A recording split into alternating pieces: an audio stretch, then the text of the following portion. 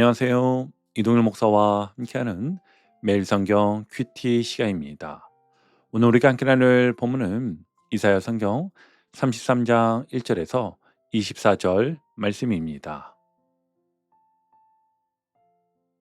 여러분, 살다 보면 이런 생각이 들 때가 있지요. 정직하게 사는 사람이 왜 더 힘들까? 약속을 깨고도 잘 되는 사람은 왜 저렇게 멀쩡할까?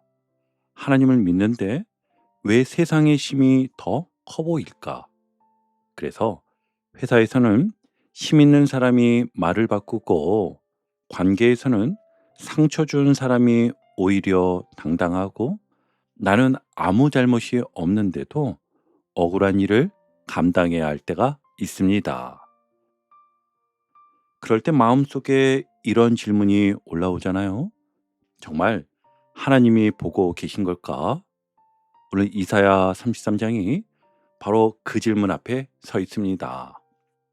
앞선 31장에서는 유다가 아수르의 위협 앞에서 하나님보다 애굽을 의지하려 했고, 이어지는 32장에서는 장차 의로 통치할 왕과 그 나라의 모습을 보여주었습니다.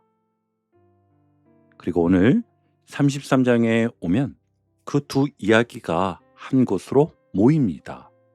사람의 힘은 무너지고 속이는 제국도 끝이 나며 마침내 하나님께서 친히 일어나십니다. 그리고 마지막에는 아주 놀라운 고백이 터져 나오는데요. 여호와는 우리의 왕이시니. 아멘. 그러니까 오늘 말씀의 핵심은 이것입니다. 눈앞의 힘이 세상을 다스린 것 같아도 마지막 통치자는 하나님이시며 그 왕의 통치 아래 있는 백성에게는 구원과 평안 그리고 회복이 있다는 것입니다. 자, 그렇다면 그 아름다운 왕의 통치는 두려움에 갇힌 백성의 현실을 어떻게 바꾸는지 오늘 말씀 속으로 함께 들어가 보겠습니다. 먼저 1절은 아주 강한 선언으로 시작합니다. 너 학대를 당하지 아니하고도 학대하며 속이고도 속임을 당하지 아니하는 자여 화 있을진저. 아멘. 여기서 가리키는 강한 세력은 아수르입니다. 아수르는 당시 유다에게 너무 큰 나라였어요. 군사력도 말할 수 없을 정도로 강했고 성읍들을 무너뜨리며 밀고 들어왔습니다. 유다는 어떻게든 살아보려고 조공도 바치고 외교적인 방법도 다 해보았습니다. 그런데 8절을 보면 대적은 조약을 파하고 성읍도 짓밟고 사람의 생명까지 하찮게 여겼습니다. 자, 장면을 한번 떠올려 보십시오. 평화를 만들겠다고 이리저리 뛰어다니던 사신들이 돌아옵니다. 그런데 얼굴이 어둡습니다. 그래서 7절에서는 평화의 사신들이 슬피 곡하며라고 이를 표현하고 있지요. 왜요? 믿었던 약속이 깨졌기 때문입니다. 돈을 주면 괜찮을 줄 알았었어요. 협상하면 멈출 줄 알았습니다. 그리고 사람의 힘을 붙들면 안전할 줄 알았는데 전혀 아니었습니다. 여러분, 우리도 이런 경험을 할 때가 있잖아요. 이 사람만 도와주면 해결될 거야. 이 돈만 마련되면 마음이 놓일 거야. 이 자리만 지키면 괜찮을 거야. 물론 사람의 도움도 필요하고요. 경제적인 준비도 필요합니다. 또 의사의 치료도 받아야 합니다. 문제는요, 그것을 하나님보다 더 큰 구원처럼 붙드는 순간입니다. 그때 도움은 어느새 두려움이 되고 안전장치는 나를 붙잡는 사슬이 되기까지 하지요. 자, 그런데 여기서 반전이 하나 생깁니다. 사람의 방법이 다 무너진 그 자리에서 백성이 드디어 하나님께 기도합니다. 우리 2절을 함께 보시면 여호와여 우리에게 은혜를 베푸소서. 우리가 주를 앙망하오니 주는 아침마다 우리의 팔이 되시며 환난 때에 우리의 구원이 되소서. 아멘. 이 기도를 잘 보십시오. 주님, 우리에게 힘을 주옵소서. 지금 이 정도가 아니었어요. 주님이 우리의 팔이 되어 주십시오라고 기도합니다. 여러분, 팔은 힘을 쓰는 곳이잖아요. 근데 지금 유다는 자기 팔로 할 수 있는 것이 없습니다. 그래서 고백하는 겁니다. 하나님, 이제 주님밖에 없습니다. 주님이 일해 주셔야 합니다. 여러분, 내가 할 수 없는 일이 분명히 있습니다. 그렇잖아요. 아무리 사랑해도 가족의 병을 대신 알아줄 수는 없고요. 아무리 애써도 사람의 마음을 억지로 바꿀 수는 없으며, 아무리 준비해도 내 미래를 완전히 통제할 수는 없습니다. 그때 필요한 믿음은요, 아무것도 하지 않는 체념이 아닙니다. 내가 해야 할 일은 성실하게 하되 내가 할 수 없는 자리에서는 하나님을 붙드는 것입니다. 주님, 오늘도 저의 팔이 되어 주십시오. 이것이 아침마다 우리가 드릴 수 있는 기도입니다.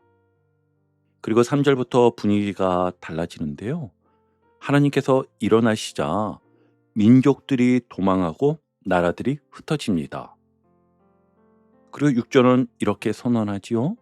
내 시대에 평안함이 있으며 구원과 지혜와 지식이 풍성할 것이니 여호와를 경외함이 내 보배니라. 아멘.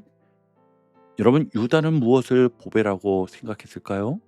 그들은 군사력을, 또 동맹 관계를, 그리고 물질적 풍요를 가장 보배라 여겼지요. 그런데 하나님은 말씀하십니다. 여호와를 경외함이 내 보배니라. 아멘. 내 통장에 얼마가 있느냐보다요, 내가 누구를 가장 두려워하고 누구를 가장 신뢰하느냐가 더 중요하다는 것이었어요. 자, 그런데 7절부터 현실은 다시 처참하게 펼쳐집니다. 대로가 황폐하고 행인이 끊어지고 레바논과 사론과 바산과 갈멜의 풍요도 시들어갑니다. 그리고 10절에서 하나님께서 말씀하십니다. 내가 이제 일어나며 내가 이제 나를 높이며 내가 이제 지극히 높아지리니. 아멘. 여기서 핵심은 내가 이제입니다. 사람의 계획이 끝나는 자리에서 하나님의 행동이 시작되고 있습니다. 11절의 표현을 보시면 더 강해지는데요. 너희가 결을 잉태하고 짚을 해산할 것이며. 아멘. 겨와 짚입니다. 열심히 수고했는데 알곡이 없습니다. 회사에서 밤낮 없이 뛰었는데 남는 것이 상처뿐일 수 있습니다. 돈을 지키려고 온 마음을 썼는데 오히려 가족과 멀어질 수도 있고요. 관계를 붙들려고 억지로 애쓰다가 내 마음까지 메말라 버릴 때도 있습니다.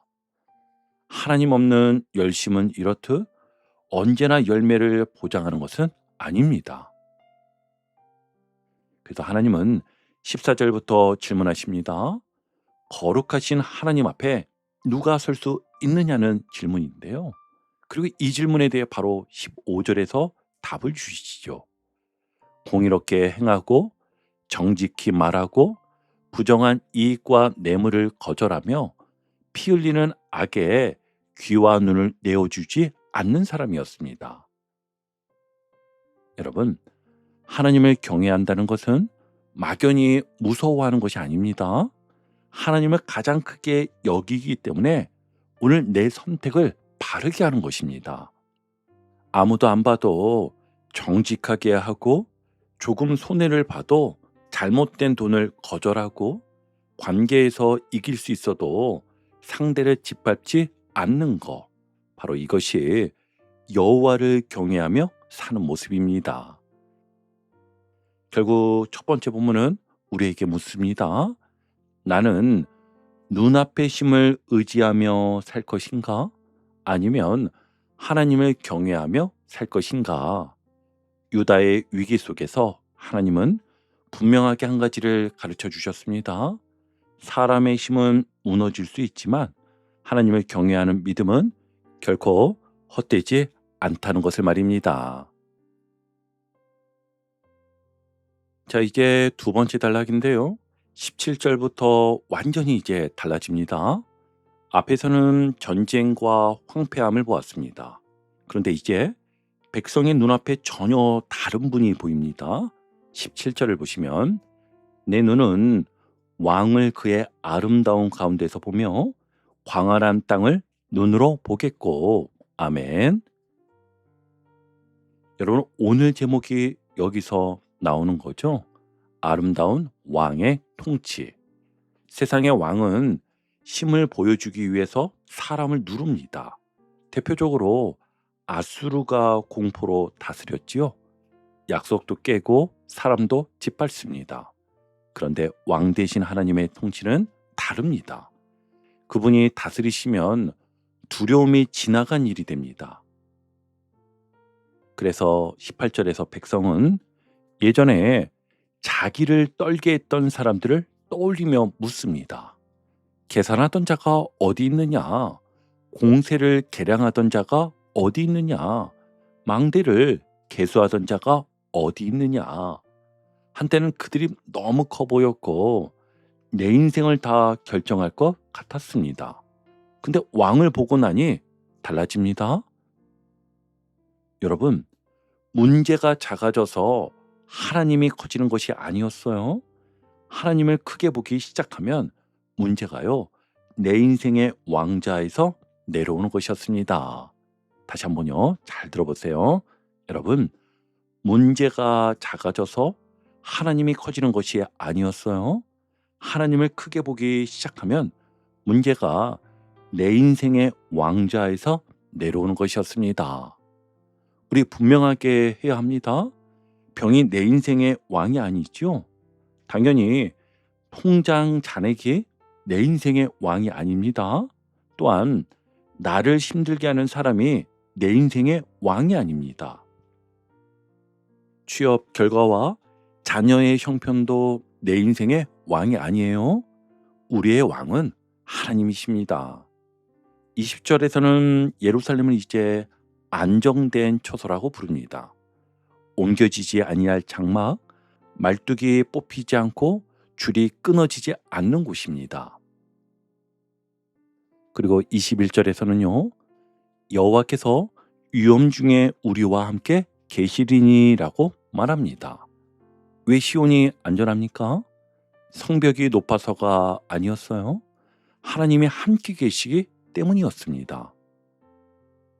마침내 22절이 오늘 본문의 절정이 되는데요. 함께 보시면은요. 대저 여호와는 우리의 재판장이시요 여호와는 우리에게 율법을 세우시니요 여호와는 우리의 왕이시니 그가 우리를 구원하실 것임이라. 아멘. 먼저 하나님은 우리의 재판장이십니다. 마지막 판단은 하나님께서 하신다는 것이지요. 그러니 사람의 평가가 내 인생의 최종 판결은 아니라는 겁니다. 또 억울하게 오해받았다고 해서 그것으로 내 인생이 결정되는 것도 아니라는 것입니다. 그리고 하나님은 우리에게 율법을 세우신 이이십니다. 다시 말하면 무엇이 옳고 무엇이 그른지를 정하시는 분도 하나님이란 뜻이죠. 그래서 세상이 아무리 다들 그렇게 살아 이렇게 말해도 세상의 분위기가 하나님의 말씀을 바꿀 수는 없습니다. 자, 그리고 여기서 한 걸음 더 나아갑니다. 여호와는 우리의 왕이시니. 아멘. 결국 질문은 이것입니다. 지금 내 삶의 왕은 누구인가? 두려움이 나를 끌고 가고 있습니까?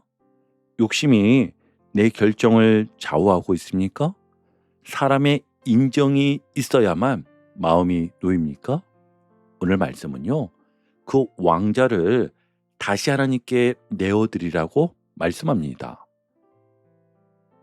판단도 하나님께서 하시고 기준도 하나님께서 세우시며 마침내 우리의 삶도 하나님께서 다스리십니다. 그래서 22절의 마지막 고백이 이것이죠. 그가 우리를 구원하실 것임이라. 아멘. 자, 그렇다면 이 왕이 다스리시면 결국 어떤 일이 일어날까요? 24절이 그 마지막 모습을 보여줍니다. 그 거주민은 내가 병들었노라 하지 아니할 것이라. 거기에 사는 백성이 사죄함을 받으리라. 아멘. 여러분, 이 말씀을 듣고 그러면 믿으면 지금 당장 모든 병이 낫는다는 뜻인가? 이렇게 이해하면 본문을 너무 좋게 보는 것입니다. 이사야가 보여주는 장면은 훨씬 큽니다. 왕이신 하나님께서 다스리시는 나라에서는 죄가 마지막 말을 하지 못하고 고통도 마지막 말을 하지 못하며 병과 깨어짐도 결국 끝을 맞게 된다는 것입니다. 그러니까 24절은요. 단순히 한 사람의 병이 낫는 장면을 넘어 하나님의 통치가 결국 완전한 회복을 향해 간다는 소망을 보여주는 말씀인 것이죠. 성경 전체의 흐름을 보면 이 소망은 우리를 구원하시는 참된 왕의 통치와 마침내 완성될 하나님 나라를 바라보게 합니다. 자, 그러면 오늘을 살아가는 우리는 이 말씀을 어떻게 붙들 수 있을까요? 치료가 길어지고 있습니까? 그렇다고 해서 병이 여러분의 마지막 이름은 아니라는 겁니다. 가족의 평안을 곁에서 돌보느라 몸도 마음도 지쳐 있습니까? 오늘의 눈물이 여러분 인생의 마지막 장면은 아닙니다. 취업이 늦어지고 경제적으로 숨이 막히고 관계가 좀처럼 풀리지 않아도 그 문제가 여러분 인생의 왕이 될 수는 없다는 것입니다. 왕은 오직 하나님이십니다. 그리고 그 왕은 자기 백성을 버려두시는 분이 아니라 마침내 구원과 회복으로 이끄시는 왕이심을 믿는 모두가 되시기 바랍니다. 그렇다면 오늘 우리는 이 말씀을 붙들고 어떻게 실천하며 살아야 할까요? 세 가지로 한번 나눠보겠습니다. 첫 번째는요. 아침마다 주님이 제 팔이 되어 주십시오라고 기도하십시오. 오늘 해결해야 할 문제가 많아도 눈을 뜨자마자 계산부터 하지 말고 먼저 하나님을 바라보십시오. 물질의 문제든 병원 일정이든 자녀 문제든 직장 문제든 이렇게 기도하는 겁니다. 주님, 제가 해야 할 일은 성실히 하겠습니다. 그러나 제가 할 수 없는 것은 주님께 맡깁니다. 그렇게 하루를 시작해 보십시오. 자, 그리고 두 번째입니다.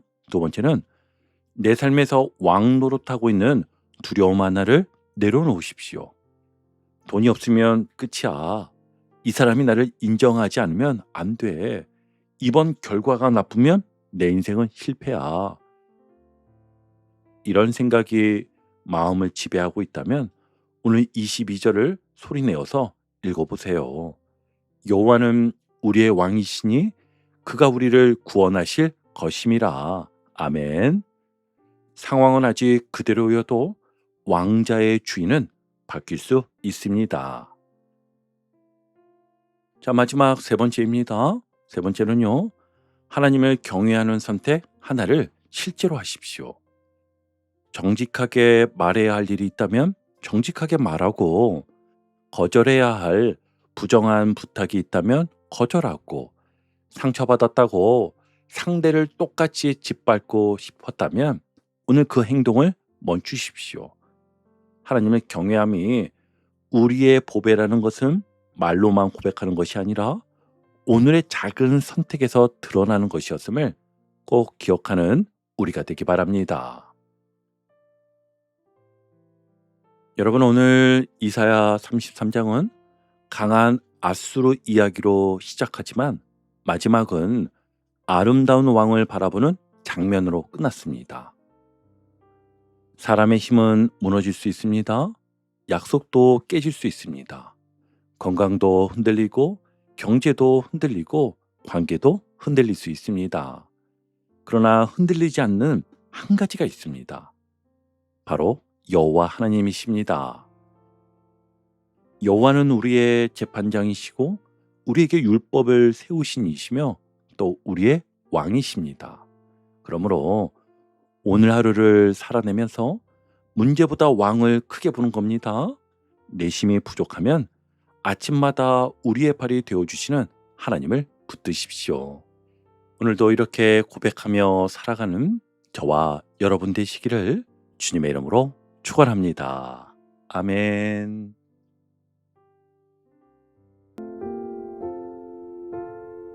오늘도 복음의 기쁨과 확신으로 승리하는 하루 되시길 축복합니다.